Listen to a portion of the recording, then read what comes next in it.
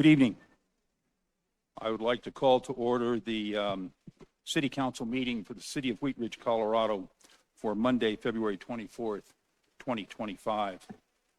Before we begin tonight's meeting, I would like to take a moment to recognize the passing of someone dedicated to our city clerk, Dr. Stephen Kirkpatrick. As city clerk, Steve played a vital role in the workings of our local government. He advocated for fair and transparent elections, cared deeply about records preservation, advocated for the addition of professional staff in the clerk's office, and was the voice that swore in our new city officials, marking their beginning of service to our community. In Wheat Ridge, he was instrumental in helping the city navigate the challenges of the COVID-19 pandemic and the 2022 computer system outage. He carried out these responsibilities with professionalism, grace, and a deep respect for the traditions of his office. But Steve's impact went far beyond City Hall. He was a scholar and a leader, earning his PhD in psychology from the University of Arizona and dedicating much of his life to education. He served as Dean of the Graduate School of Organizational Leadership at the University of the Rockies, and later as Vice President of Publishing at that university. Through his firm, Kirkpatrick & Associates, he spent years mentoring others and shaping the next generation of leaders. Steve passed away peacefully at home on Saturday, surrounded by his loved ones. He's survived by his wife, Kathy, who has graciously shared that she welcomes the city's recognition of his contributions. In the days ahead, we will find meaningful ways to honor his legacy. For now, I ask we take a moment of silence to remember Dr. Stephen Kirkpatrick, a man deeply committed to serving all of our community. Thank you.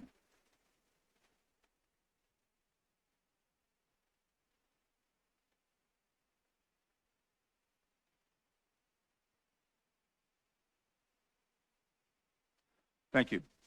Now you will please stand as you are able and join me in the Pledge of Allegiance to the flag.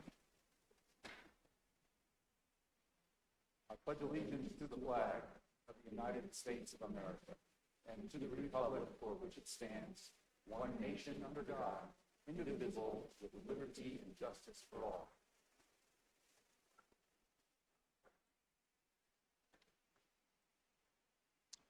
Would the clerk please call the roll of the members? Jenny Snell. Present. Dan Larson. Present. Amanda Weaver. Here. Janice Hoppy. Present. Corey Stites. Present. Scott Ohm. Here. Leah Dozeman. Here. Rachel Holteen. Present. You have a quorum. Thank you. Councilors, are there any changes to be noted in the agenda? Hearing none, we will move with the agenda as presented. And we have one proclamation.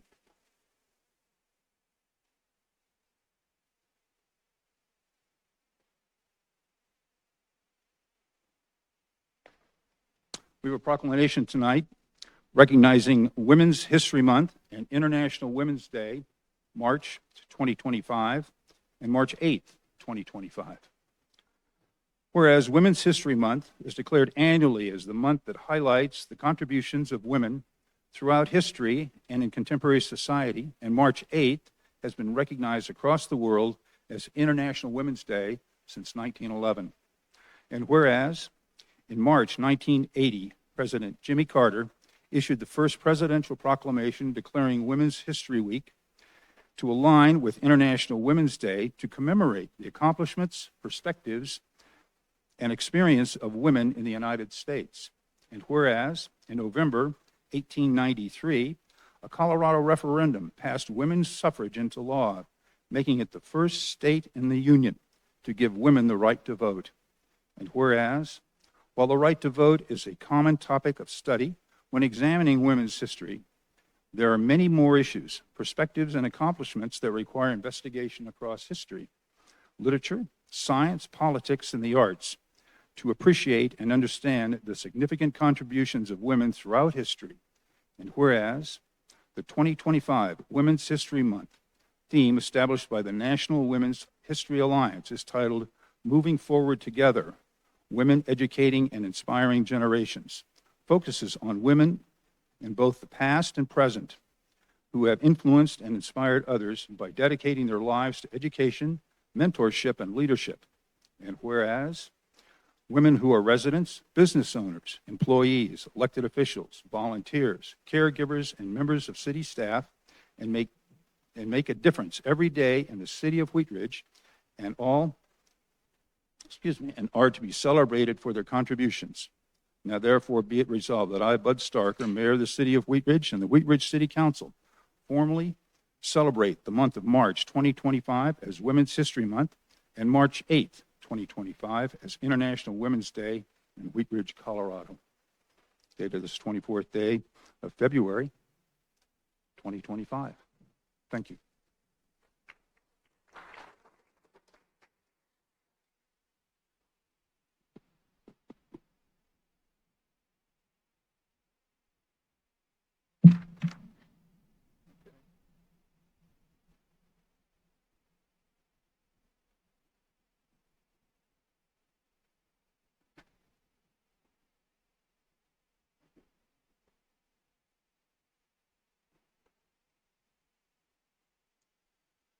We are now at our public's right to speak. This is an opportunity for the public to come and speak to their city council for 3 minutes.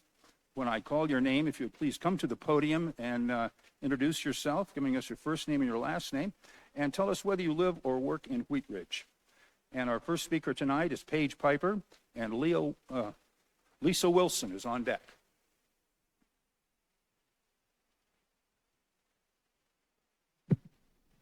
Good evening, Mayor Starker and Wheat Ridge City Council. Paige Piper, Executive Director of Local Works.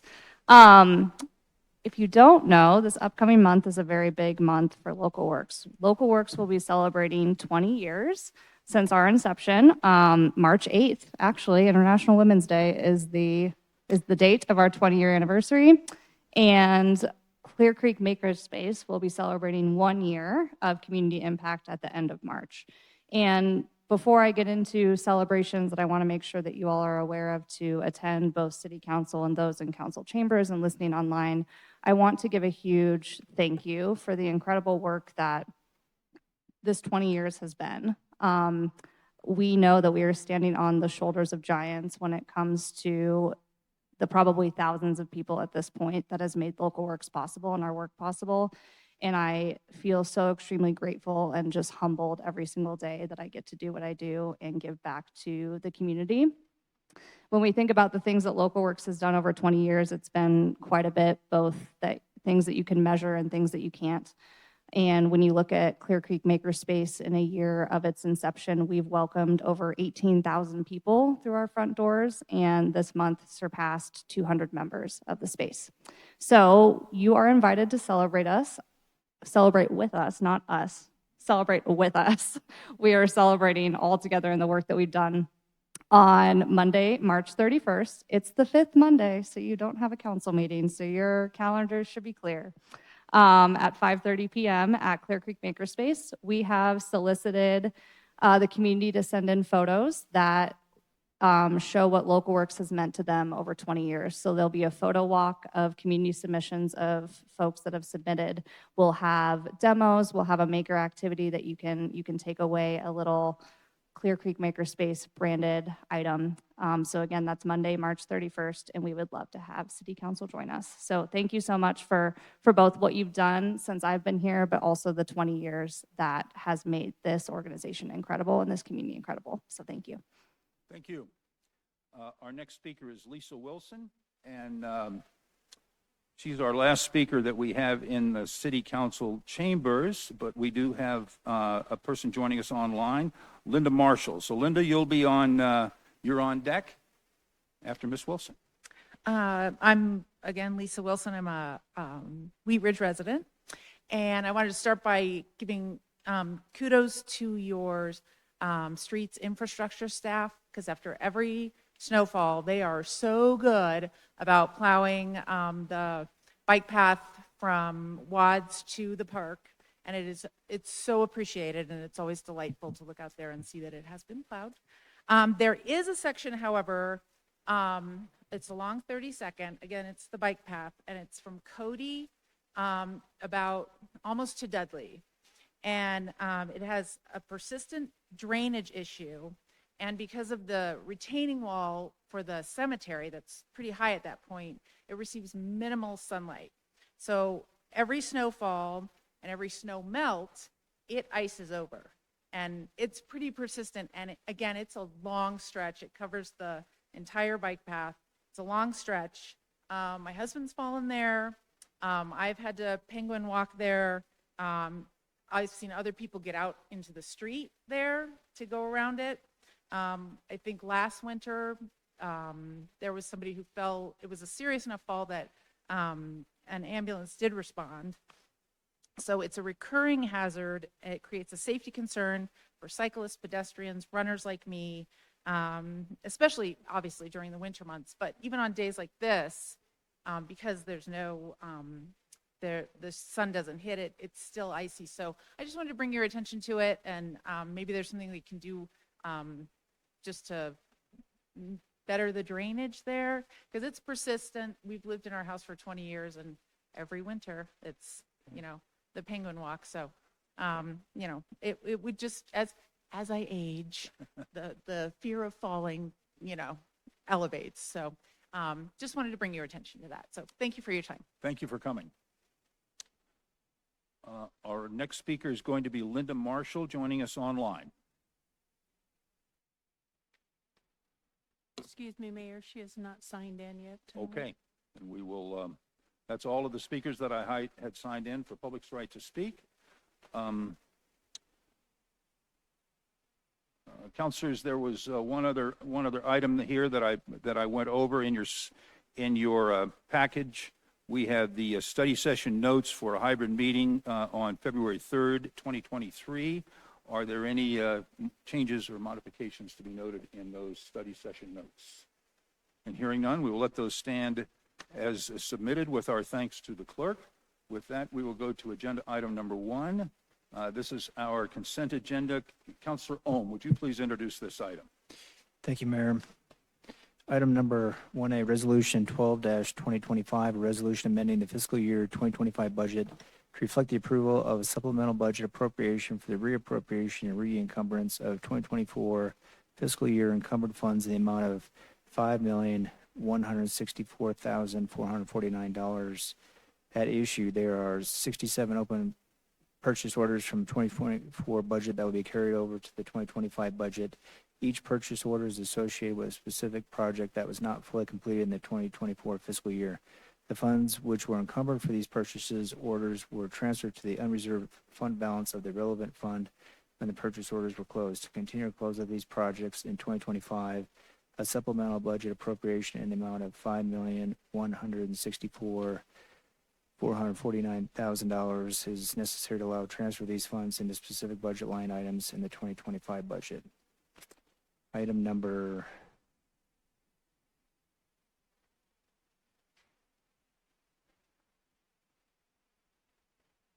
1B, Resolution 13-2025, resolution amending the fiscal year 2024 2J and 2E budgets in the amount of $5,012,967 and approving the transfer of funds from the 2J Next Chapter Fund to the 2J Investing for the Future Bond Fund to complete the defeasance of the 2017 bonds.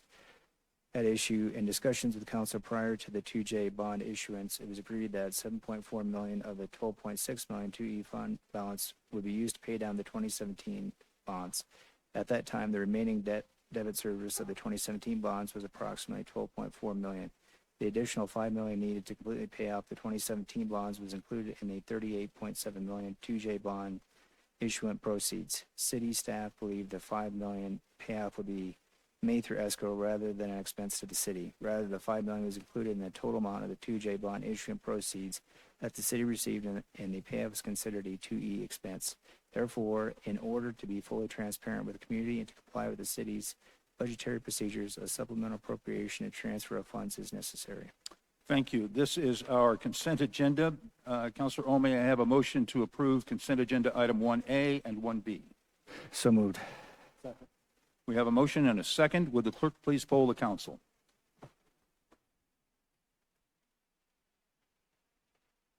All ayes, no nays, motion carries. And we may have a couple of counselors joining us online. Were you able to tally their votes also? They both gave a thumbs up. Okay, thank you so much. Let's see, with that, we will go to agenda item number 2. Counselor Stites, would you please introduce this item? Thank you, Mr. Bear. Resolution number 14-2025, a resolution approving a service plan and intergovernmental agreement for the Legacy Metropolitan Districts number 1 through 12. We're going to have a presentation on this, so we could kind of dispense with that. This will be a resolution of the council. It is not quasi-judicial. It is a public hearing. I'm going to open the public hearing. And Mr. Goff, do we have a presentation on this item? We do. Thank you. So as was discussed at the February 10th study session, Intermountain Health has submitted a service plan to the city for the formation of a metropolitan district for the Lutheran Legacy Campus. Metropolitan districts in Colorado are a common tool for financing the public infrastructure portion of development projects. Close to $100 million in public improvements have been identified for the redevelopment of the Lutheran Legacy Campus. Boundaries of the proposed district include only those properties within the 100-acre Lutheran Legacy Campus. No properties outside those boundaries will be included in this district or taxed by the district. We still have a little bit of confusion from that. We've received a few letters asking us to opt their property out. But again, the only properties that will be included in the district are within the boundaries of the 100-acre Lutheran campus, and no other properties outside that will be included or taxed. Per state statute, service plans for the formation of a metropolitan district must be approved by City Council. So this evening, Megan Murphy is here. She's with the law firm representing Intermountain Health and is here tonight to present the service plan to City Council.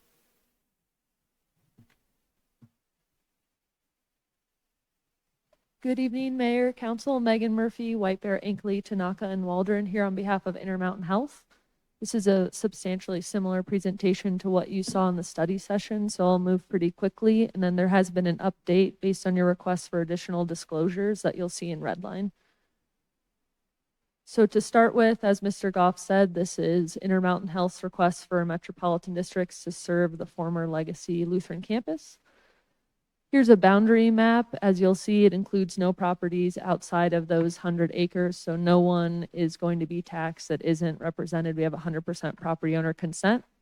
We're proposing 12 districts. 6 are the larger parcels, and then 1 through 12 are smaller parcels between districts 3 and 4. We'll be using those to adjust the boundaries as phasing and development for the site becomes clearer over time as the applicant goes through other development approvals with the city. We talked about these director districts last time. They're small areas of land that are initially set aside and become larger metropolitan districts over time, like you'll see in this example map here from a community in Aurora that has 20 director districts for approximately 800 acres. Some of the key financial terms for the service plan: the maximum debt issuance is $110 million against a cost of $99 million and change. The maximum debt mill levy is 67 mills adjusted from January 1st. This matches Ridge at Ward Station and Hance Ranch, 2 recently approved metropolitan districts in the city. And I want to stop and make a really important note here that there is a maximum debt mill levy imposition term, which is 40 years after the first imposition of a debt mill levy. That means this project cannot become like a project you might have heard about in the news recently, because it does have a hard discharge date. We talked a little bit about special improvement districts at the study session. This is an alternative to revenue or general obligation debt financing structures. Again, a special improvement assessment cannot be imposed on an end user. That's folks like you and me that would buy a home. This is only between land developers and big builders, so no one buying a home can be imposed a special assessment. We talked about disclosure of districts to future residents. We talked about the obligations under Title 38. We talked about the things we do annually. And then you came and said, what if we could do a little bit more? So I got together with Mr. Goff and Mr. Dahl and proposed a little bit more. I know it's not great visually here, but basically what it's saying, it matches the requirements in the city of Thornton and the city of Aurora that requires the acknowledgement of the districts to be in before the time they enter into the purchase and sale contract for the home. So it's actually going to be a piece of paper they sign when they're signing the purchase and sale contract saying, I understand this property is in a special district. This is the power the districts have. And then we're also going to display this at the sales offices and inspect quarterly to ensure it remains displayed at the sales office. So that could be a trailer, could be a model home, anything like that. There'll be a prominent notice saying this property is in a metro district. Please ask for more information. Here's where you can find that information. So I wanted to stop there and get your feedbacks on this section. Actually, before we go to questions from sorry. council, I'd like for you to finish your presentation, Oh. and then we're going to go to the public first. Okay. Thank you. So the city council findings regarding the service plan is sufficient existing and projected need for organized service. No one else willing to provide that service. The district can provide the service, and the district has the ability to discharge a debt on a reasonable basis. As we saw in the service plan, the kind of table of key financial terms, there is a max debt limit, there is a max mill levy, and there is a discharge term. So within that box, the market will decide what's possible, and that's going to be based on home values at the time the homes are constructed and sold, which isn't projected to be for a couple years. Happy to answer questions. That's the end of my presentation. Okay. Mr. Goff, is that all of the staff presentation? That is, thank you. Okay, thank you. Before I go to questions of council, I'd like to invite the public to speak. I have one member of the public that has signed up to speak on this, Elise Browham. If you're here, would you please come to the podium and give us your first name? Please spell your last name and an address, and then you'll be able to address the council. My name is Elise Brom. B as in boy, R-O-U-G-H-A-M as in Mary. I live at 3545 Allison Court. I'm requesting the City Council vote against the formation of the Metro District on the former Lutheran Hospital property for the following reasons. Number one, why would you add another level of government in the city which you don't control? Number two, there have been numerous problems with metro districts documented in the papers concerning the residents who are trapped in these forever tax districts. Number three, metro districts are a money pot for the developers who form them, and the revenue continues after the development is completed with set property mill levy that may be increased, quote, as necessary, according to state law. Number four, the worst problem in this metro district is that future residents residing in the district will pay a higher property tax than all the other residents of Wheat Ridge. This should be a reason to vote no because of the unfairness, especially for the two council members of District 3. Number five, the proposed metro district includes the historic area of the chapel, Blue House, and Tent House. At the numerous hearings the city held regarding the formation of a new master plan and working with future developers by the city manager, who were not owners of the property, the citizens consistently said the historic area should be preserved with historic designation and preservation. So has the city requested this area to be removed from the metro district? The city manager has professed saving these historic buildings as important to the city. So has this area been requested to be excluded? Again, vote no on the formation of this metro district. Thank you. I don't have any other citizens signed up to speak on this, so I will now go to questions of council. Mayor Pro Tem Stites. Just a simple question, since it was just brought up. Why would the city, or why would we vote, why would we want a metro district? Why would the city approve a metro district here? What's the Well, as I mentioned earlier, Metro District is a financing tool that will enable the developer to pay for a lot of the public improvements that are needed. As I mentioned, the service plan lays out, summarizes about $100 million worth of improvements that will need to be made for this property to redevelop. As Megan mentioned, there's nobody else in line to pay for those in the city that cannot pay for those, does not have the budget for that. So that's the primary reason. So this is actually saving the taxpayers of Wheat Ridge a little bit of money because we're adding essentially streets and things like that that would need to be plowed. Correctly. And the Metro District will not only build and construct, but they also maintain it long-term. So none of the roads will be dedicated to the city, so they'll be maintained by the Metro District. So there won't be any long-term costs to the city as well. Thank you. Councillor Hoppy. Thank you, Mr. Mayor. And I want to say thank you for the response to our request about the information and making sure that it's transparent. I appreciate the additional language that you redlined there.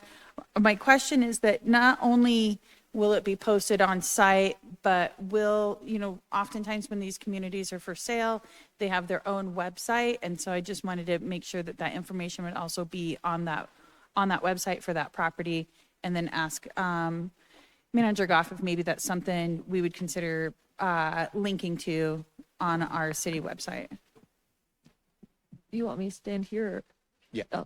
Yeah, by state law, all metropolitan districts have to have their own website. It has to be linked with the Division of Local Government. The city's certainly welcome to link it to their site. It's publicly available. State statute also has a list of documents we're required to have on our website at all times and updated regularly. So the districts will certainly be in compliance with all of those provisions in state law. So if I were to go to Mary Schmary's new houses at the Lutheran Legacy Campus sales website, would I be able to find that information? Yes, that's our hope and our plan and our requirements. So we also put that in the PSAs between the land developer and the builders. Great, thank you. Thank you. Before I close the public hearing and ask for a motion, are there any more questions of council? Then we're going to close the public hearing, and the Mayor Pro Tem Stites, may I have a motion on agenda item number 2? Thank you, Mr. Mayor. I move to approve resolution number 14-2025, a resolution approving a service plan and intergovernmental agreement for the Legacy Metropolitan Districts number 1 through 12. We have a motion and a second by Councillor Ohm. Is there discussion on the motion? Seeing none, and I can't tell whether we have any, our councilors online have anything to say, but I assume not. Okay. Councilwoman Hulteen has a question. Oh, Councillor Hulteen has a question. Okay. Councillor Hulteen. Thank you, Mayor. I actually had my hand up for the question period earlier. Because so if I'm understanding correctly, the roads and sidewalks would not be the city's. So the Metropolitan District would be maintaining that. I'm assuming the same rules and regulations would apply though for snow removal and maintenance of like the sidewalks specifically. But like if I didn't live in the neighborhood and I lived in an adjacent neighborhood and I was walking through the new Lutheran campus, would the same standards be held there for the private improvements?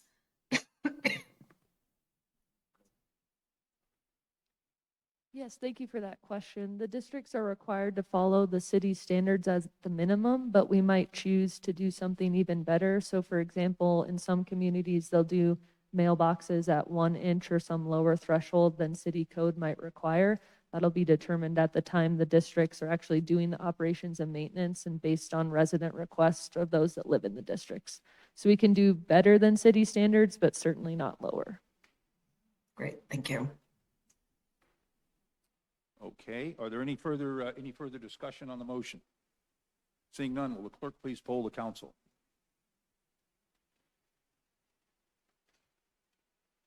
With council members Hulteen and Larson voting aye, all ayes, no nays, motion carries. Thank you. With that, we will go to agenda item number 3. Councillor Snell, would you please introduce this item? Thank you, Mayor. This is Council Bill 05-2025, an ordinance amending the Wheat Ridge Code of Laws concerning disposition of lost, abandoned, and unclaimed property. At issue, the Colorado State Treasurer's Office has advised the city of a state statute governing unclaimed property. The statute referenced as is the Colorado Revised Uniform Unclaimed Property Act, CRS 38-13-101. The act generally requires holders of unclaimed property, such as the city, to disperse unclaimed cash and cash instruments to the state treasurer. The city may exempt itself from the act, but only if it has adopted a local ordinance concerning unclaimed property, which conflicts with the act. This ordinance revises code sections to comply with the act while preserving the city's authority to dispose of unclaimed property. The ordinance simplifies the code sections on disposition of unclaimed property generally and property held by the police department. Thank you. This is going to be a motion of the council. It is not quasi-judicial. It is a public hearing. I'm going to open the public hearing.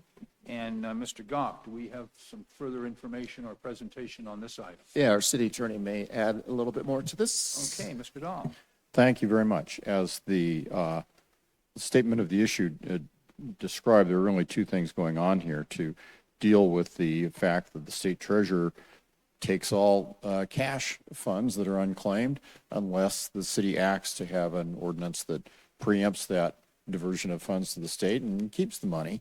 But in so doing, it's important for the city to have an ordinance that mirrors the statute and exercises the preemption authority granted by the statute. And so this ordinance does that by saying the city must hold on to unclaimed cash for 5 years. But then once that 5 years has passed, the city can keep that money rather than turning it over to the state. In addition, while we were addressing that issue, we worked with the police department. The police department's procedures for disposition of bicycles and other personal property that is not cash are unnecessarily complex, and we have simplified that. I've worked with the police department, and as you'll see, really striking out a lot of unnecessary language, adding some, but tightening up that procedure considerably, and reducing the hold time for money or other things after the required period has passed to 60 days rather than a longer period. So we took the opportunity to streamline our disposition of unclaimed property code sections while we were at it. I will tell you that just today I learned from the CML State House report that the legislature has run it, or there is a bill in the legislature to eliminate that preemption provision and to make it clear, make it such that all that money would defer, escheat is the phrase, to the state. Having said that, though, that's early days on that bill. I asked the general counsel at CML today, so what is the prognosis? CML is opposing that particular aspect of the bill, and my opinion is that I think it's well that the city continue with having this ordinance on the books. I have a fair amount of confidence that the municipal league will be able to prevail, at least on the narrow issue of should municipalities be able to retain the money that goes uncollected within their jurisdiction. And so if it happens that the legislature passes that bill and we have to go back and do a minor amendment here, I think most of the work in this ordinance is still worthwhile in terms of tightening up the procedures for bicycles and the other kinds of things that are not at issue in the state statute. So for that reason, I would still recommend approval. Thank you very much, Mr. Dahl. Thank you. I have no members of the public signed up to speak on this, so I'll go to questions of council. The city, before I close the public hearing, any questions for Mr. Dahl? Okay, I'm going to close the public hearing, and Councilor Snell, may I have a motion on this item? Thank you, Mayor. I move to approve, sorry, I just lost my place here. I move to approve ordinance, not the right one. Council Bill 05-2025, an ordinance amending the Wheat Ridge Code of Laws concerning disposition of lost, abandoned, and unclaimed property. Is there a second? On second reading, order it published and that it takes effect 15 days after final publication as provided by the charter. We have a motion and a second by Mayor Pro Tem Stites. Is there discussion on the motion? Seeing none, will clerk please poll the council? With council members Holteen and Larson voting in favor, all ayes, no nays, motion carries. Thank you. We will now go to agenda item number 4. These are going to be motions of the council. They are not quasi-judicial. This is motions to approve appointments to boards, commissions, and committees at issue. As of March 2nd, 2025, the terms of 21 board, commission, and committee members in the city of Wheat Ridge will expire. Additionally, there are 6 existing vacancies to fill, which include seats on the Board of Adjustment, Parks and Recreation Commission, Community Partners Grant Program, and the IDEA Committee. These 27 positions in total will be filled or reappointed. And the first appointments are made by the mayor in accordance with the city charter. Mr. Mayor, And yes. the city attorney has a procedural item he would like to address first before you Okay, get going. Mr. Dahl. And I'm sorry for interrupting, and this was just brought to my attention, otherwise I would have had a chance to address it earlier. And this comes up irregularly, of course, when we have appointments. The city charter requires that the mayor may not vote on any matter except to break a tie on the adoption or amendment of the budget. So that's voting. That's somewhat at odds with probably not through intention, but the fact that these things got drafted different times. The code section on appointment to boards and commissions, which I have in front of me, which says where this code provides for an at-large member or members of a board or commission, the appointment of such members shall be made by the mayor. So that's great. The mayor makes the appointments, but the charter also goes on to say that board and commission members are, in fact, appointed or are approved by the council, and that's the charter. So I have a suggestion for just procedurally how this would go to be able to honor the charter, which says the council actually approves appointments because it has to, and the mayor can't actually vote, but nevertheless the code, which says that the mayor appoints these at-large members. And you have in your packet the language for the various motions. And while it's probably only a distinction that a technocrat like me could like, I guess I would ask that for the mayor's script for the various appointments for the at-large, I think it would be appropriate to for the mayor to, rather than to move, because when you're moving, that implies that you're, when you make a motion, you get to vote on that motion. That's how it always works. So it's a little inconsistent since the mayor could move, but then wouldn't be able to vote because the charter says no. All in aid of that in terms of making our record. I think probably the best way to make the record and be consistent with both the charter and the code is for the mayor to say, I request the appointment of whoever it is to the Board of Adjustment. That request then can be memorialized by a council member saying, I make that motion.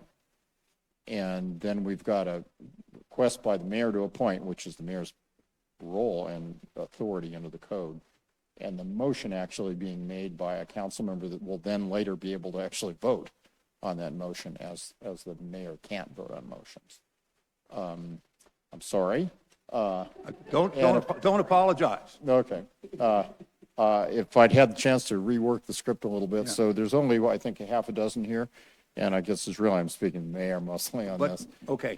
If in each one, instead of I move to appoint, if you could just say, I request the appointment of But whoever that is. Can we talk about this for a minute? Sure, of course. Good. Because as I understood it, the mayor's not allowed to vote. That's okay. Yep. It doesn't say that the mayor appoints these. Doesn't need anybody else. It's the mayor that appoints these. Is that right? The code says that, yes. Then why don't I just appoint these people?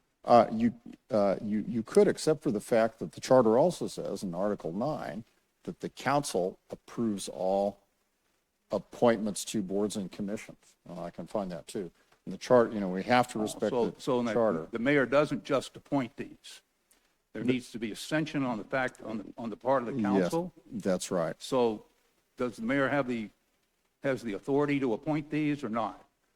The mayor has, well, under the code, the mayor appoints, but under the charter, only the council can approve board and commission membership. Now, I will say this, I think there's an authority and a couple of other bodies that are not boards and commissions.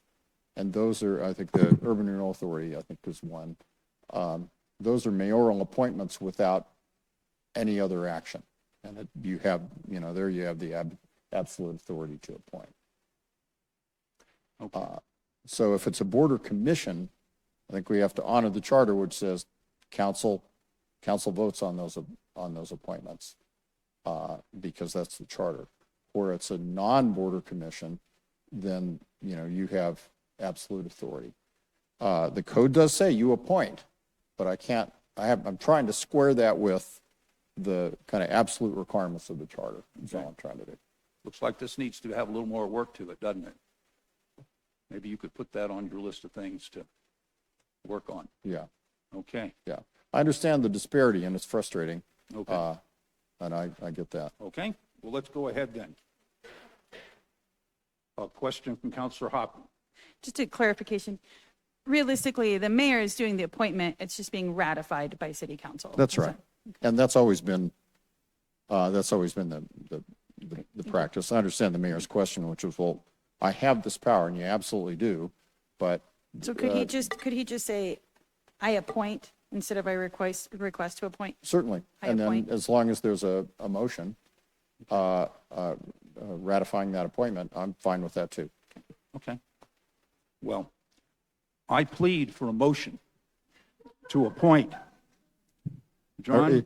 You can merely say I appoint, and someone can then move to All right, I ratify. want to plead for a motion Fair to enough. my council. I plead for a motion to appoint John Troisi to the alternate board, as an alternate to the Board of Adjustment, term to expire March 2nd, 2028, and Betty Jo Page to the, as an alternate to the Board of Adjustment, vacancy term expires March 2nd, 2027, and Amanda Birch to an at-large Sustainable Wheat Ridge term to expire March 2, 2028, and Lynn Carter as a member at large of the IDEA Committee, term to expire March 2nd, 2028, and Joseph Chisholm to an at-large IDEA appointment, term to expire March 2nd, 2028, and Edward Nepomuceno to an at-large position on the IDEA vacancy,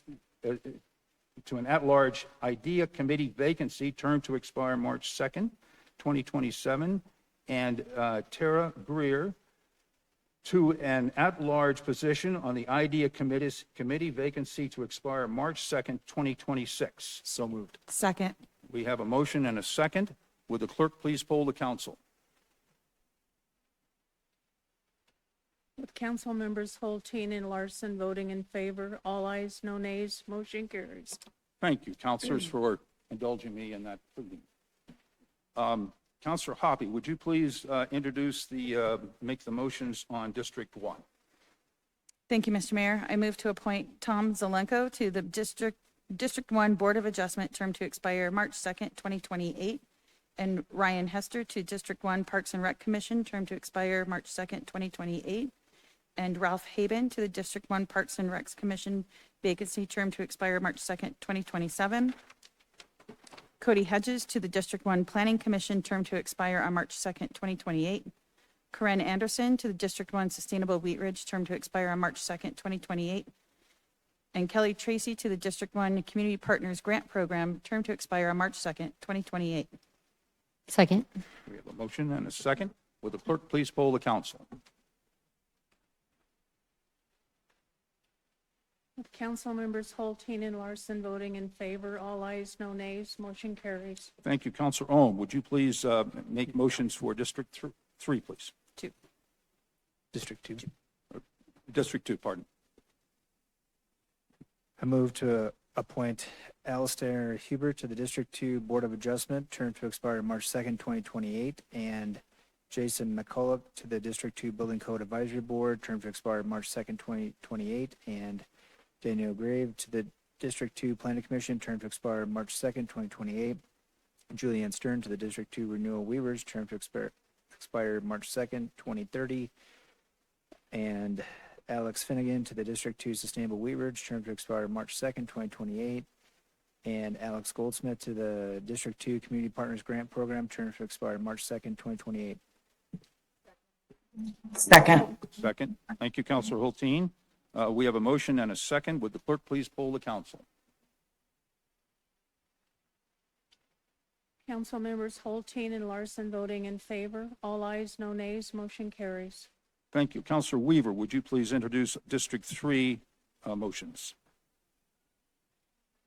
Thank you, Mr. Mayor. I move to appoint Susan Wood to the District 3 Planning Commission, term to expire March 2nd, 2028, and Allison Vitello to the District 3 Community Partners Grant Program, term to expire March 2nd, 2027, and Amanda Fixon to the District 3 Community Partners Grant Program, term to expire March 2nd, 2028, and Cindy Chang to the District 3 IDEA Committee, term to expire March 2, 2027.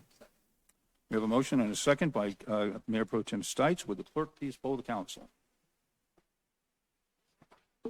Council members Hulteen and Larson voting in favor. All ayes, no nays. Motion carries. Thank you. Counselor Dozman, would you please make motions for District 4? Yes, thank you, Mr. Mayor. I move to appoint John DeRozier to the District 4 Sustainable Wheat Ridge, term to expire March 2nd, 2028, and Charles Hood to the District 4 Community Partners Grant Program, term to expire March 2nd, 2028, and Raven Newberry to the District 4 Community Partners Grant Program vacancy, term to expire March 2nd, 2027. Second. We have a motion and a second by Counselor Larson. Would the clerk please poll the council? With council members Hulteen and Larson voting in favor. All ayes, no nays. Motion carries. Thank you very much. That concludes item number 4. We will go now to agenda item number 5. Counselor Dozman, would you please introduce this item? Yes, thank you, Mr. Mayor. Motion approving a contract with Charles Abbott Associates Incorporated for building division services and authorizing subsequent payments. At issue, Charles Abbott Associates Incorporated has provided building division services for the city of Wheat Ridge since 2018 under a contract that ends March 2025. A competitive procurement process for building division services occurred in late 2024, resulting in this award. Thank you. This will be a motion of the council. It is not quasi-judicial.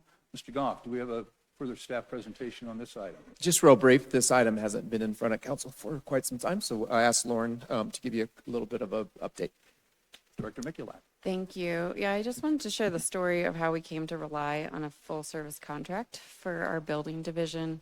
This may be familiar to some of you, and I included some of that history in the memo. But in short, the city has really had a long history of relying on some sort of third party for our building division operations for several decades.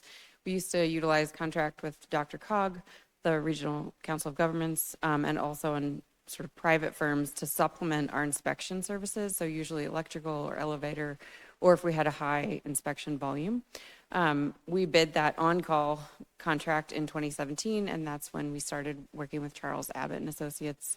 And it was just a month or two after that that we had the devastating May 2017 hailstorm.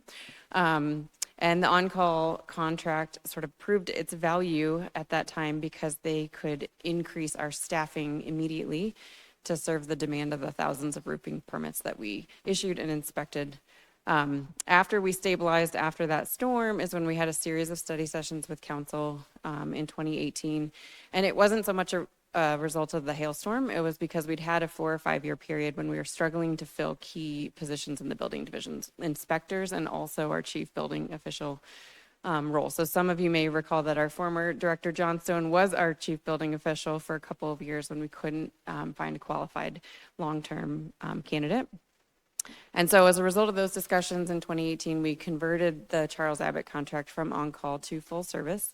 And it's been a really successful model for us. We've had a little bit of turnover in the Charles Abbott staff, as you would have with any normal city staff position. But the value of the contract has been similarly to sort of ebb and flow our staffing services as needed. So like when the hospital was getting built, we had an immense number of inspectors in the city.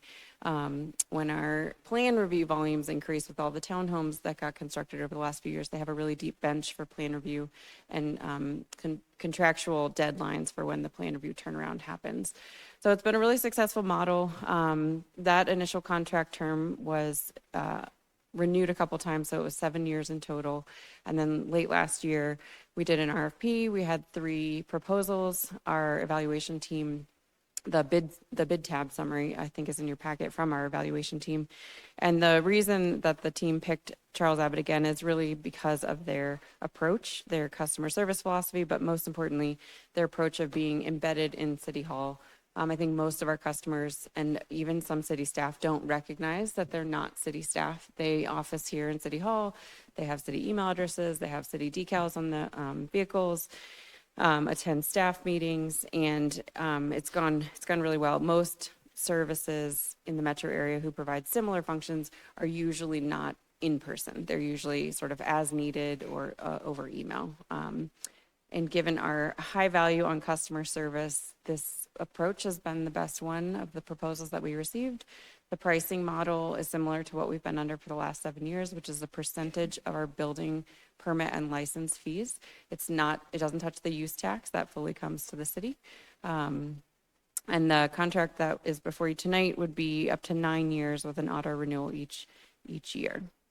So I'm here for any questions that you have on our experience so far or this specific contract award. Thank you very much. I have no members of the public signed up to speak at this time on this item, so we'll go to questions from council. Any questions of council? Okay. Mayor? Oh, I have one. Thank you, Councilor Larson. It's hard for me to see you up there, but I hear you, and would you please go ahead? Thank you, Mayor. And just a real quick question regarding the renewal of the contract.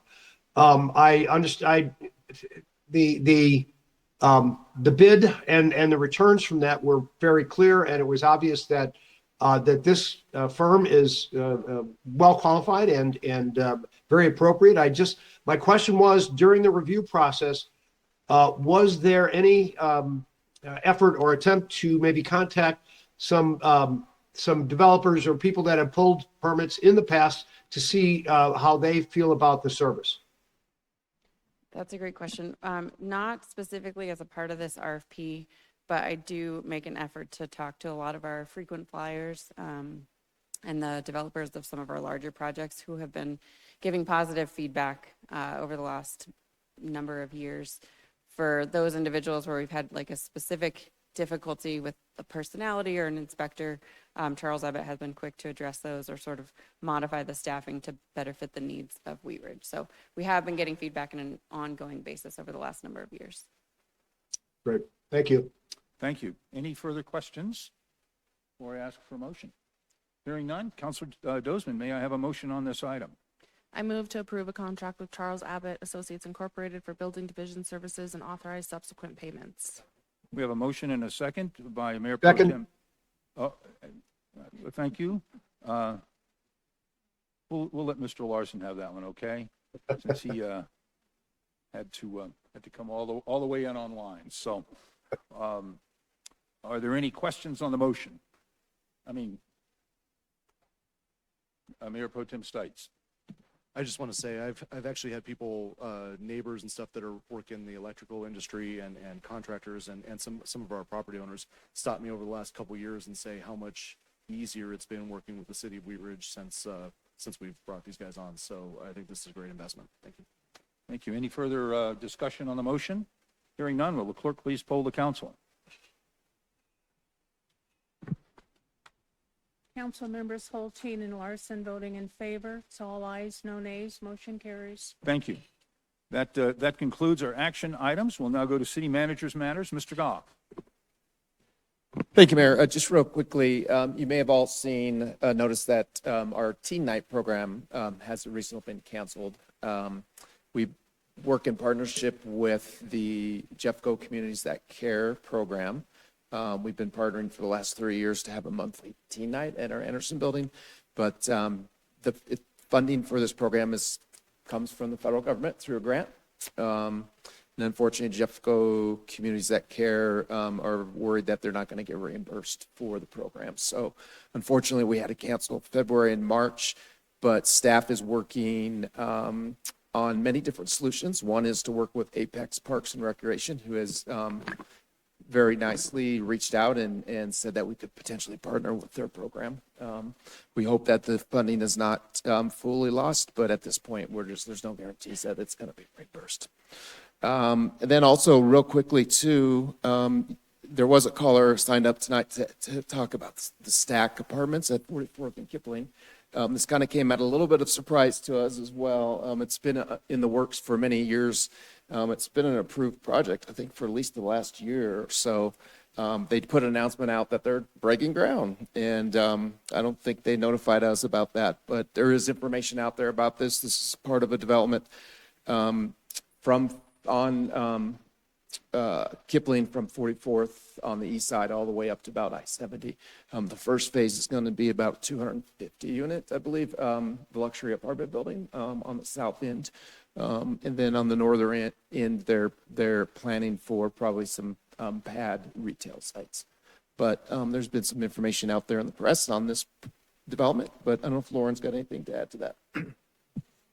Yeah, just briefly, it's been a long time coming. This project has been in entitlements for over 10 years. I was looking at the timeline this week. So the zone change was 10 years ago. We did a concept plan with a neighborhood meeting, a subdivision plat, and a site plan. So our budget revenues have been eagerly awaiting these permits to be issued. And with the master developer working on some of the infrastructure, that's why Stack was ready to make that announcement recently.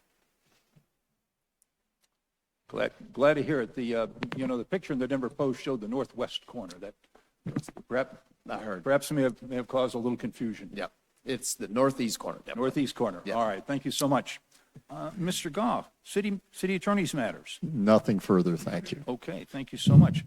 We'll go to elected officials matters. Let's start online with Councilor Hulteen.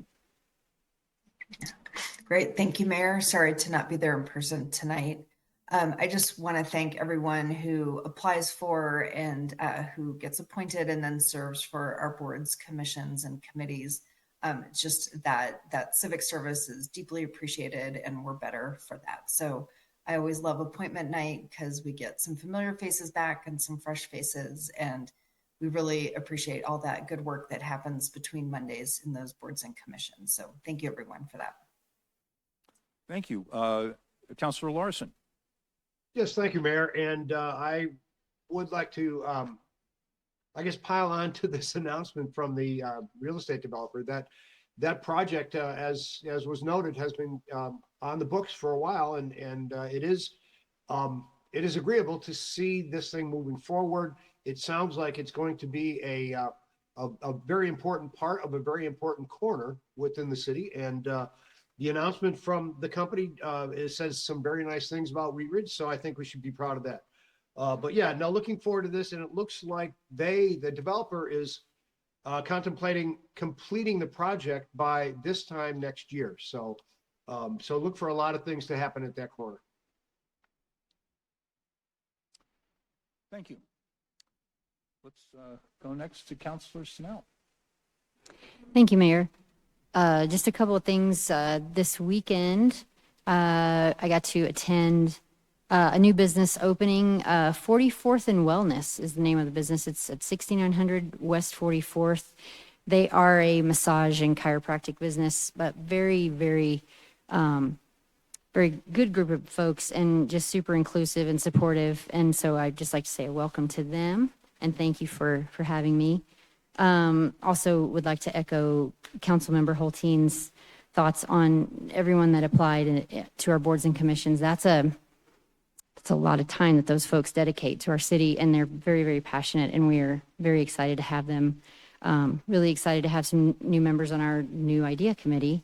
We're back to full strength, or at full strength. And then just wanted to share on our loss of Steve Kirkpatrick. I was thinking about him today, and the many conversations that we had about coffee. He was a coffee connoisseur, and I really enjoyed talking with him about coffee. He had really dialed in exactly where he got his coffee from and how he had it roasted and brewed and everything, and I really enjoyed it. And one thing I'd like to just kind of share with everyone that I thought of when I was thinking about the loss of Steve is, we never know when we're going to not ever get to talk to someone again. And so I think it's important to just remember that anytime you see someone, I was thinking, like, when was the last time I got to talk to Steve? And it was a while ago. And, you never really know. And so always just keep that in mind. And of all the other difficult things that we're dealing with in life right now, I think that's just something to kind of remember, that never take anything for granted. So we'll miss him. Thank you. Thank you. Counselor Dozman. Thank you, Ms. Mayor, and I too wanted to offer my condolences to Steve Kirkpatrick's loved ones, and especially to his wife Kathy, who has served on boards and commissions in the city of Wheat Ridge. And I have had wonderful conversations with Steve, even though we didn't always agree and align on politics. The conversations were always civil, respectful, and definitely robust. He had a brilliant mind, and I really appreciated him getting involved in being our city clerk, and he will be very missed. Was very sad to hear that news, because he was texting me every once in a while, keeping me apprised of his progress, and he felt he was really battling the leukemia well, and so that was a little hard this morning. And so just want to offer my condolences and my gratitude for all of the service that he's provided to the city of Wheat Ridge and beyond. Also, on a lighter note, a celebration of 25 years with the Wheat Ridge Rec Center. The Parks and Rec team put on a wonderful presentation on Friday that I braved the weather to get to, although by the time it was going on, I have to echo the kudos to our public works team and their plowing, because the roads in Wheat Ridge are always clear. And by the time I was going to the rec center, we're pretty much getting dry with that Colorado sun. So wonderful event and video on display of the 25 years with the rec center. I know my family and I really enjoy going and using the amenities that are offered there. So wonderful, wonderful space in our city, and just thank you to all of those that came before us that had the vision and also the tenacity to get that program and that initiative across the finish line. Thank you. Thank you. Counselor Weaver. Thank you, Mayor. Nothing tonight. Thank you. Counselor Rome. Thank you, Mayor. And I too want to echo a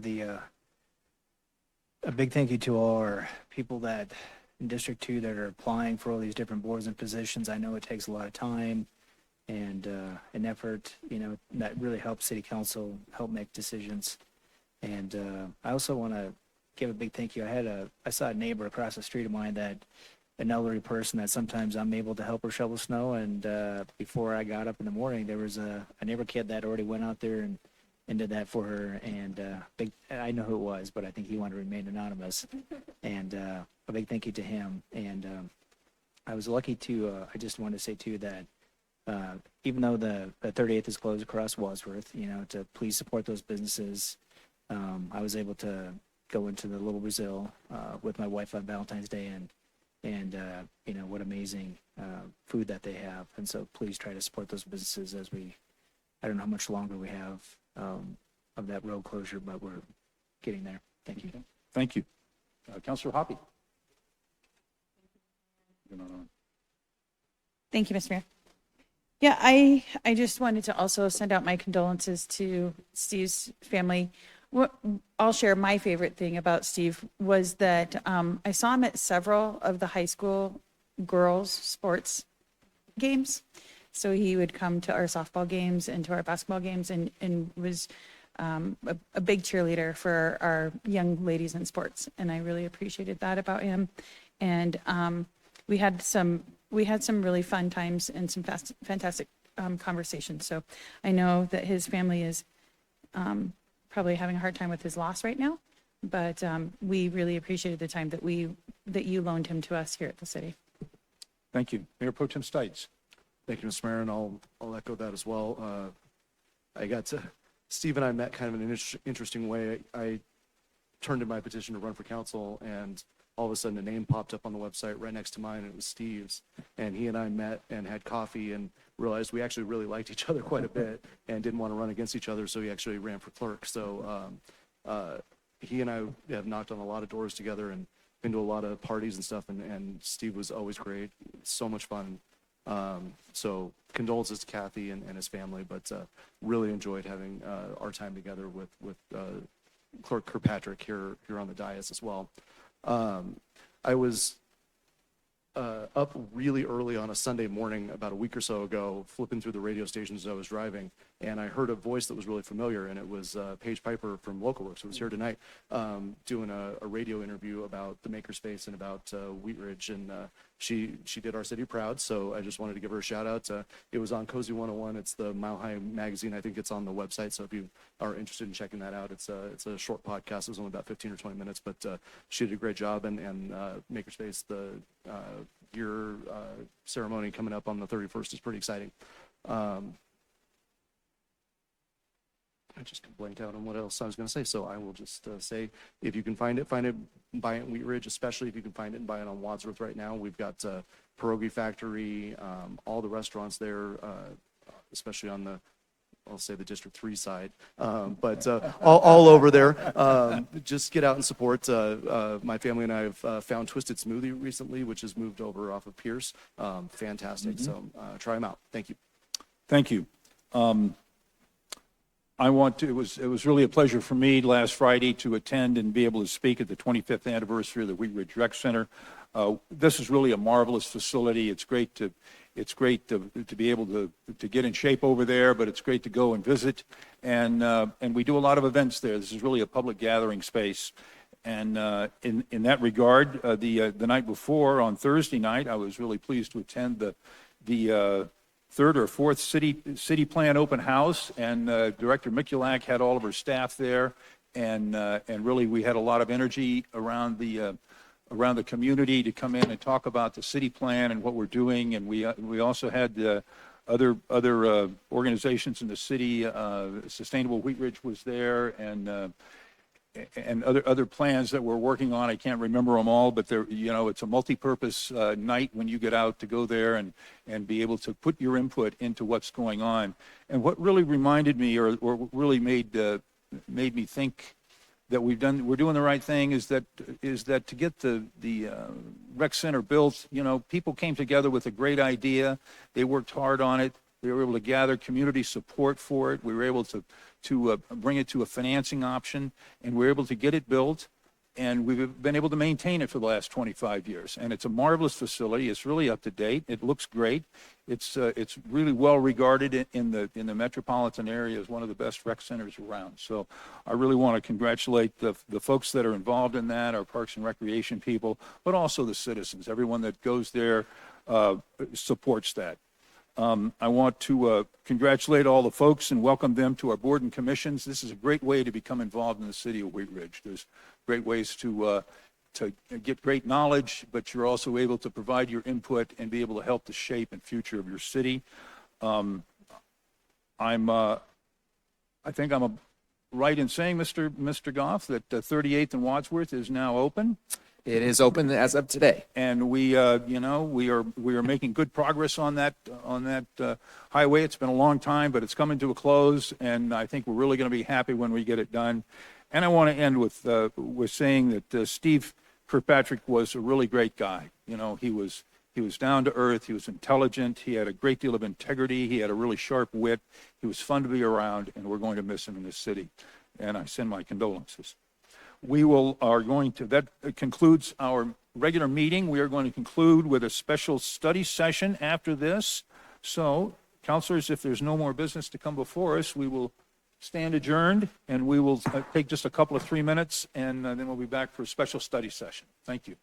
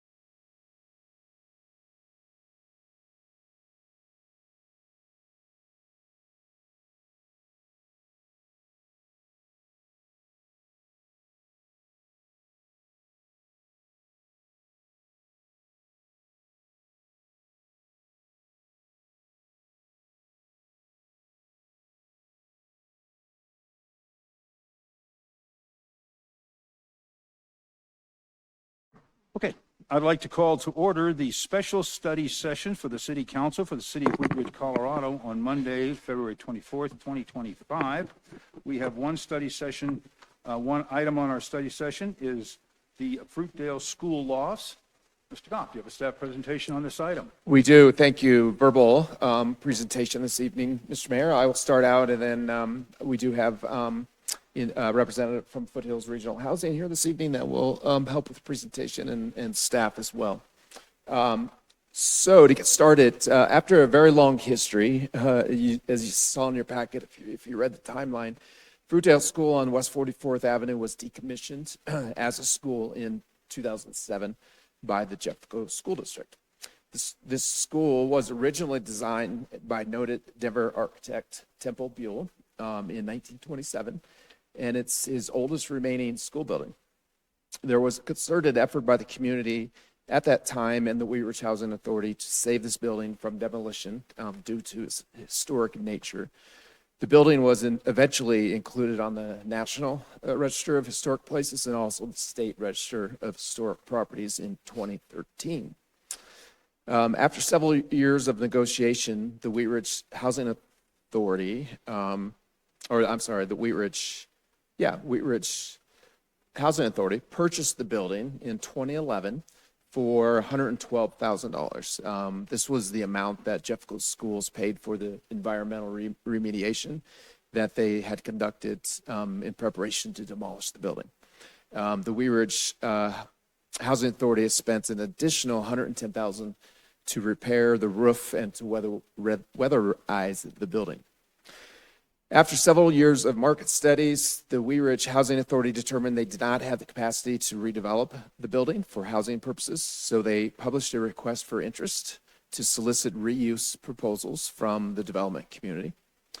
After several failed proposals, a redevelopment agreement and purchase and sale agreement with Hartman Eli Investments was approved in 2016 to renovate the building into 16 lofts, 5 of which would be affordable, deed restricted, and the other 11 were naturally occurring affordable units. Renovations were completed, and the grand opening of the Fruitdale Lofts was in October of 2017. The property is solar powered and has state-of-the-art energy efficiency features to minimize operational costs as well as to provide community education on sustainable development. The site also includes small fruit orchards and other low water use edible landscaping and free electric vehicle charging stations. To make this deal work, the city contributed $2.585 million in loans, and the Wheat Ridge Housing Authority contributed $570,000 in loans to make this project happen. HEI repaid the city the $1.5 million of the city loan in 2018, leaving a balance of $1,085,000 owed to the city and $570,000 still owed to the Wheat Ridge Housing Authority. The repayment of the remaining loans is contingent on HEI earning a 20% cash-on-cash return on this project, which has not occurred to date. HEI approached the city late last year, notifying us they were looking to sell the property. I introduced them to Foothills Regional Housing, who has offered to purchase the property under the following terms. Foothills Regional Housing would assume the remainder of a $1.5 million Freddie Mac loan. They would also contribute $100,000 cash to the purchase price. They would pay HEI $515,000 to cover deferred development and asset management fees. And they've agreed to increase the affordability of the existing units by adding project-based vouchers over time. The terms for the Wheat Ridge Housing Authority would be for them to forgive the $570,000 in loans. And the city's contribution would be to contribute a minimum of $1.5 million of the naturally occurring affordable housing fund grant we received from Congress. And the city would receive back the $1.85 million in its remaining loan balance. So that's a real high-level summary of where we're at. But before we go into any further discussion or recommendations, I would like to turn it over to Dana from Foothills Regional Housing, who's been working very closely with us, and HEI on a proposed purchase of this property. Dana is the Chief Real Estate and Development Officer with Foothills Regional Housing and a user of our rec center. And a user of the rec center as well. Thank you. So again, I'm Dana Ashley Ohm. I'm with Foothills Regional Housing. And just wanted to say Foothills Regional Housing has tried to have this balanced approach to our portfolio. So we have over 1,000 units in the community, both new construction that we have built and also just trying to keep existing housing affordable. So we've purchased things up and down Jefferson County to try to maintain their affordability. And typically when we look at these projects, they need a lot of work. And so we're looking at additional investment beyond just assuming the property. But in this particular case, because Fruitdale School came online in 2017, we're in a really good position where we can keep all the tenants in place, where over time, with project-based vouchers and other assets we have, we can ensure that affordability for those additional 11 units. And we really think it's a great opportunity for us and the community. We know how much investment that the city of Wheat Ridge has made in this project, and we just want to continue that legacy. But I know everybody involved is wanting to do it both from protecting the physical form of this building that means something to the community, but also protecting that which is so hard to come by in our community, which is affordable housing.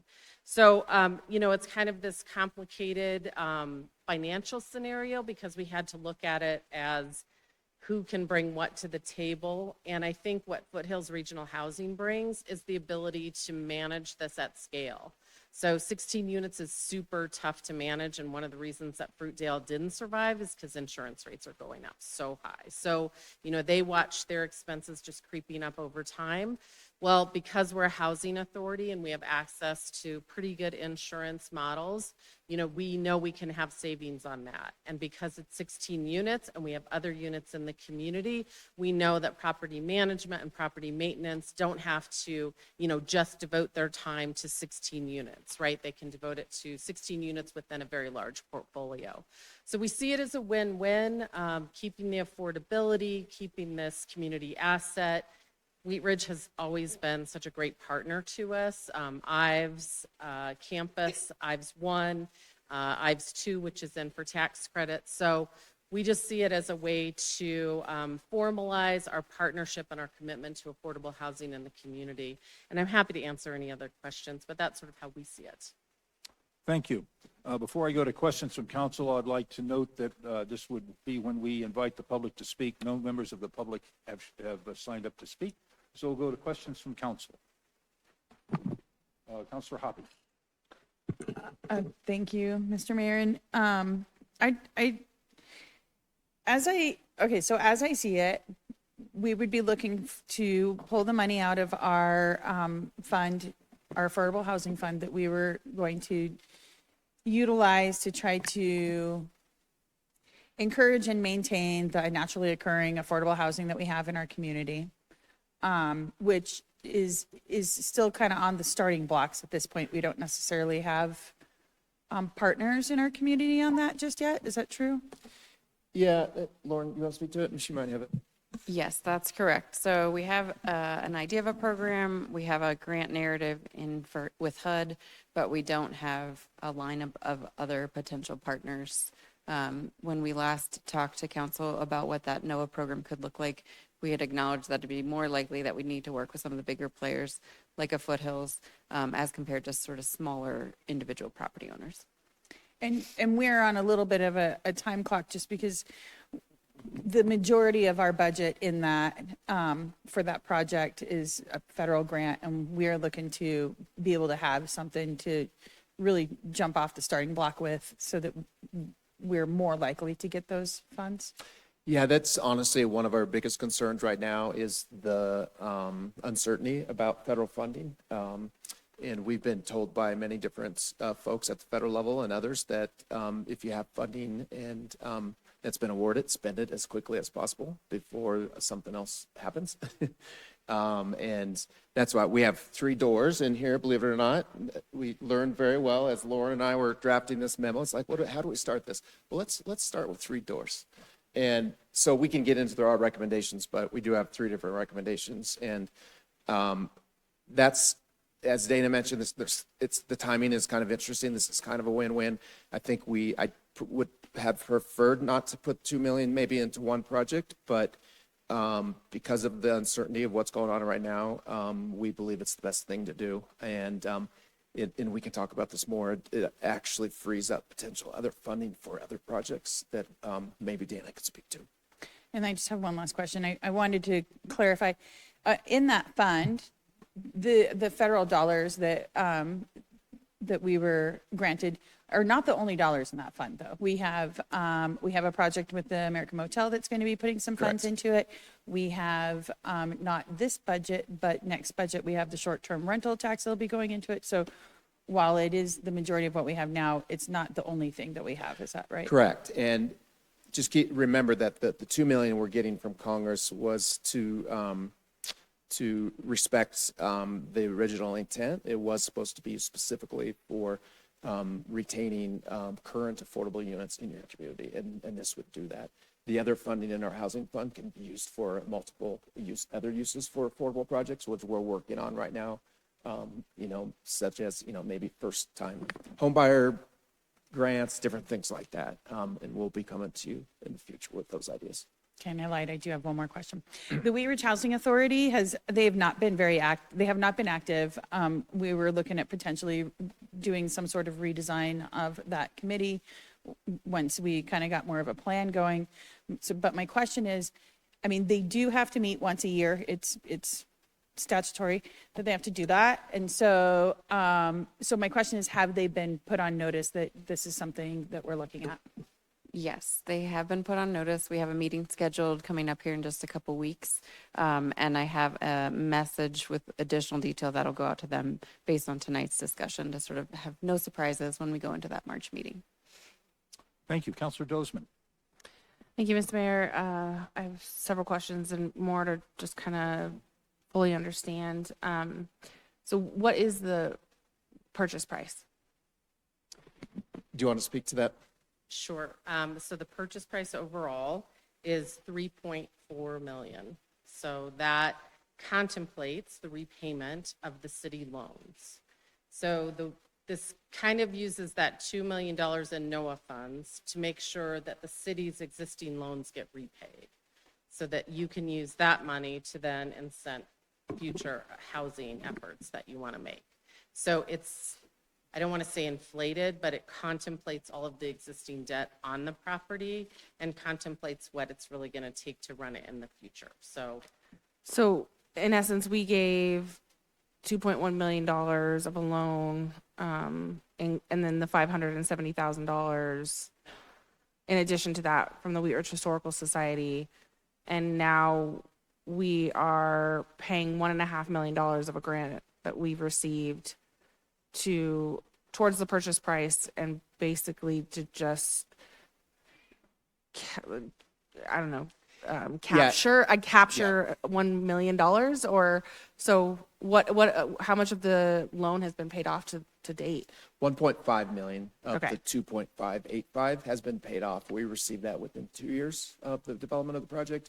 So we have an outstanding loan balance for the city of just over $1 million. And that would fully be paid back, so the loan would fully be On the city's portion, yes. yes, but after the city invests $1.5 million. Yeah. Okay. But keep in mind that the 2 million from Congress, it can only be used for one purpose. Right. And Naturally occurring. Yeah. Yeah. And the million that we get back would come back to our general fund. General and fund, can be yeah. used, yeah. Okay.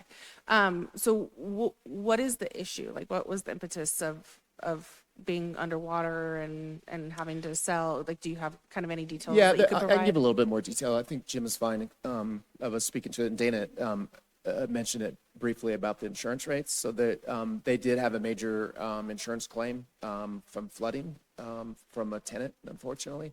And their insurance company dropped them after that one claim. It was a pretty big claim. And I think they were paying about $24,000 insurance at that time. They went back out to the market to get like insurance. It went up to $80,000. For us, again, as for a very small project as this, it's hard to absorb that.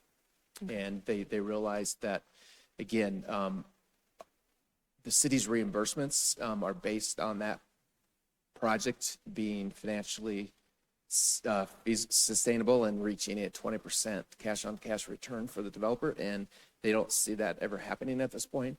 If we did not participate in some type of purchase and sale agreement, and they maintain the building as is, we likely would not see that $1 million back. Okay. And so moving forward, if we're talking about there's 5 affordable units and 16 of them will be offered at unaffordable, what are we talking about when we're using that terminology?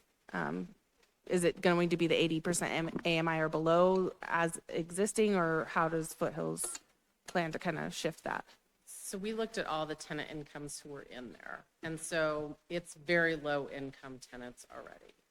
But in terms of what we would agree to, it would be the 80% AMI in contract. And what we'd like to do, because we have access to housing vouchers and other tools, is just make sure that we maintain the existing tenants as long as they want to be there.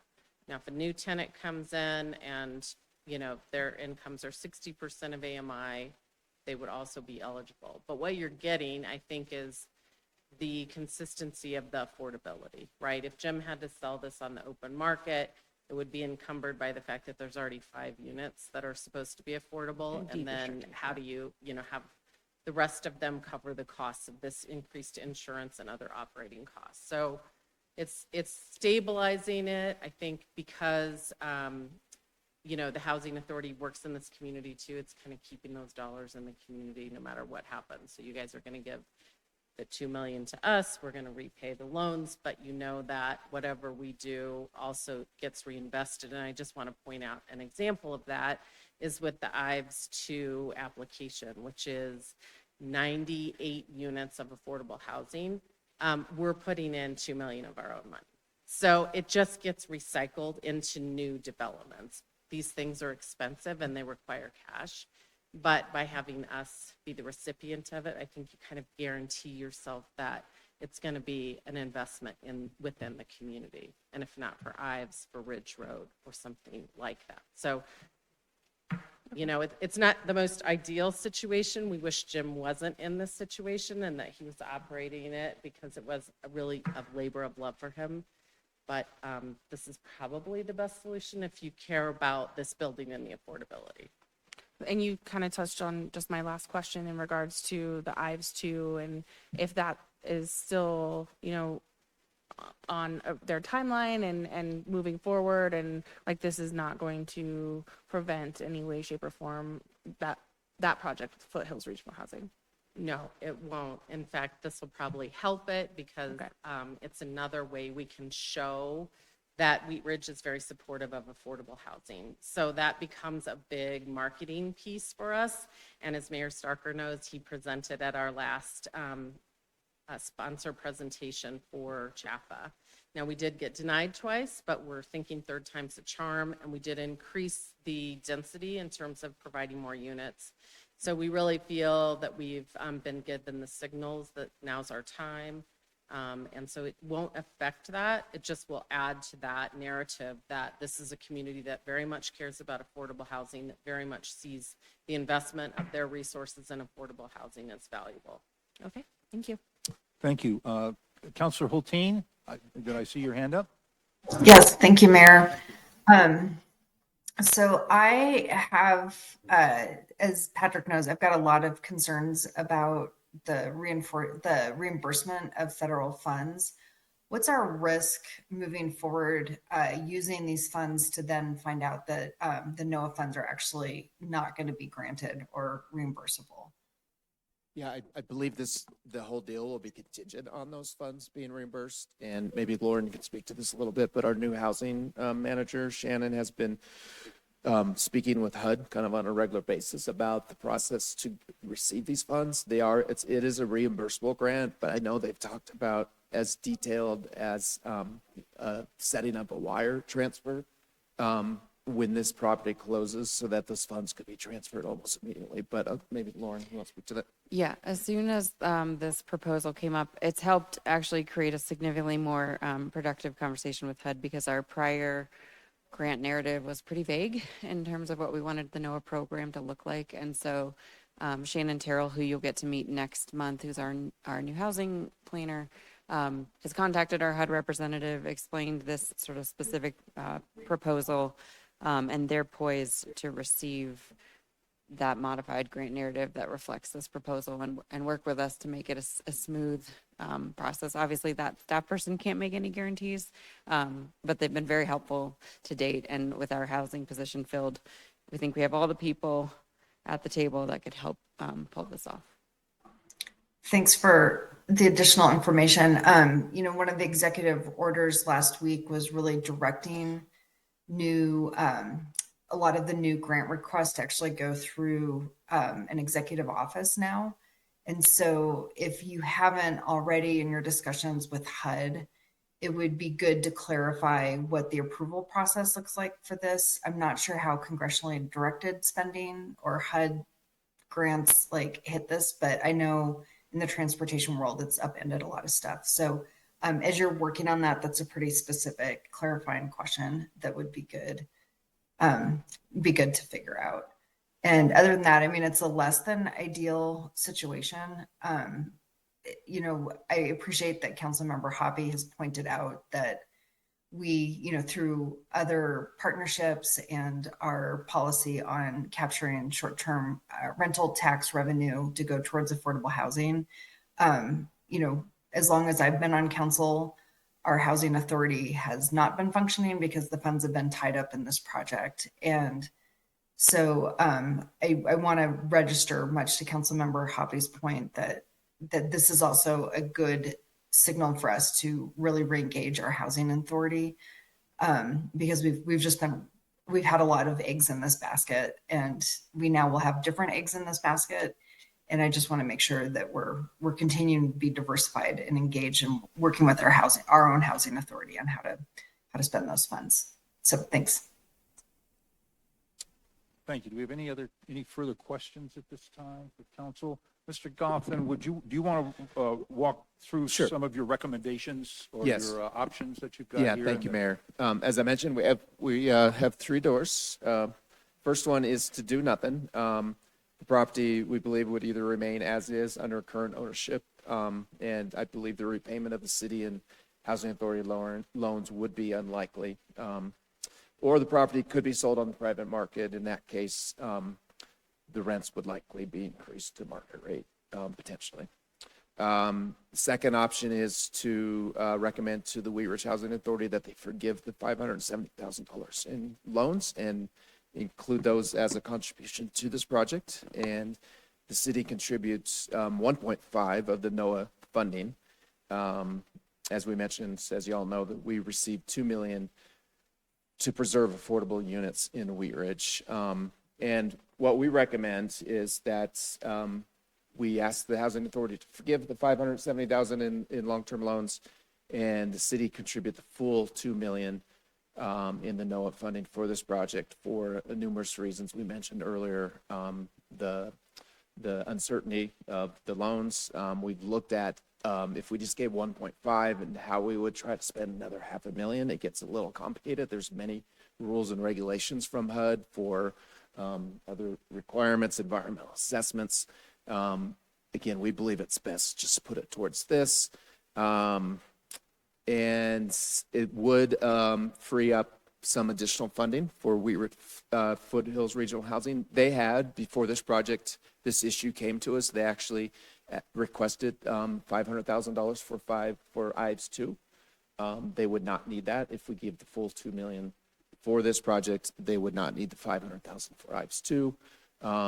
There's also another potential project in Wheat Ridge, a building they own that needs some electrical upgrades that I think this potentially could help them do that and keep that building affordable as well. I think they were even contemplating maybe selling that building at one point because it's not making money. It's barely making money for them as well, and they weren't sure if they wanted to put a couple $100,000 in to upgrade the electrical. They have to upgrade the electrical, otherwise they're going to lose their insurance. So giving the full 2 million will free up funding in Foothills Bank that they can help with other projects. So we do recommend option number 3. Okay. Further discussion or questions? Counselor Hulteen, thank you. Thank you.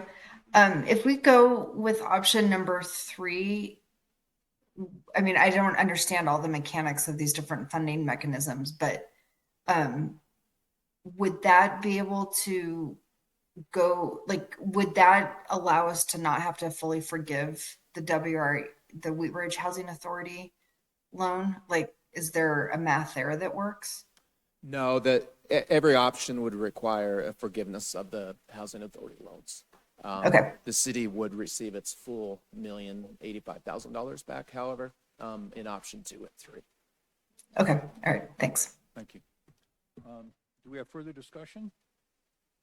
Do we have consensus then to move to option number 3? Looks like we have consensus to move on option number 3. Thank you so Dana, much. thank you very much for your presentation. Appreciate you being here tonight. Mr. Goff, is there anything further to come for us? Nothing from staff? Nope. Study session? Thank you. Then we will be back here. Let's see, I got to get my calendar. When are we back here? It's the 31st, so we're not here next week because. Yep. We're here next week. Are we? March March the 3rd 3rd, study not the session, 31st. yes. Okay, so we'll be back here next week. Then off March the March 3rd 10th. on a study session, then we're off the week. Okay, so we will stand adjourned. Hopefully everyone makes it home safely.